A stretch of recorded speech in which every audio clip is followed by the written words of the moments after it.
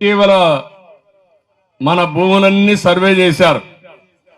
నిన్న మొన్న ఏం చేశాడంటే ఈ జగన్మోహన్ రెడ్డి మీ తాత మీ ముత్తాత వారసత్వంగా ఇచ్చిన భూమి ఉంటుంది, పట్టా పాస్బుక్ ఉంటుంది. ఆ పాస్బుక్ లో పైన ఎవరి ఫోటో? జగన్ ఫోటోనా? మీకు భూమి ఇచ్చాడు కదా, ఆ భూమి ఆయన ఇచ్చింది కదా నీకు. ఇప్పుడు మీ తాతగా మారాడు ఆయన, అంతే కదా. నువ్వు అడగాలి, నువ్వెప్పుడురా మా తాత అయ్యావా అని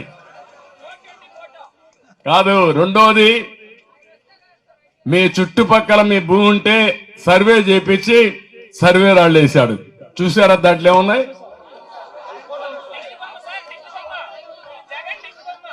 ఏం వేశారు? ఆయన దిష్టి బొమ్మ వేశారు. ఈడితో ఆగా ఆశ.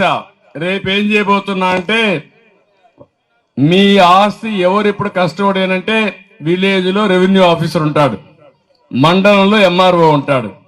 రేపు ఆయన కొంతమంది నామినేట్ చేస్తాడంట.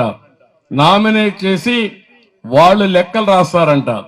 వాడు లెక్క మార్చేస్తే మీకు లెక్క లేదు, ఇంకా మీది అయిపోయింది మీ భూమి. ఇది ప్రమాదమైన యాక్ట్. ఇది మామూలు చట్టం కాదు. అంటే వాళ్ళు ఏది రాస్తే అదే చట్టం. ఒకప్పుడు బ్రిటిష్ వాళ్ళు ఉండేవాళ్ళు, వాళ్ళు చాలా పర్ఫెక్ట్ గా రికార్డులు మెయింటైన్ చేశారు. జమాబందీ పెట్టేవాళ్ళు. మీకు చాలా మంది కుర్రోళ్ళకి తెలియదు, ఇప్పుడు ఉండేవాళ్ళకి. మేము చిన్నప్పుడు చూసాం, పెద్దవాళ్ళకి ఐడియా ఉంటుంది. అప్పుడు జమాబందీ పెట్టి సంవత్సరం ఒక్క రోజున మన ఊర్లో కరణం మున్సిప్ ఉండేవాళ్ళు. వాళ్ళ లెక్కలన్నీ రాసి ఆడిట్ చేపించి ఎంఆర్ఓ స్టాంప్ వేసి ఈ భూమి నీదేనని శిస్తు కట్టించుకునేవాళ్ళు. అది ఆ రోజు పద్ధతి. తర్వాత ఎన్టీ రామారావు గారు వచ్చారు.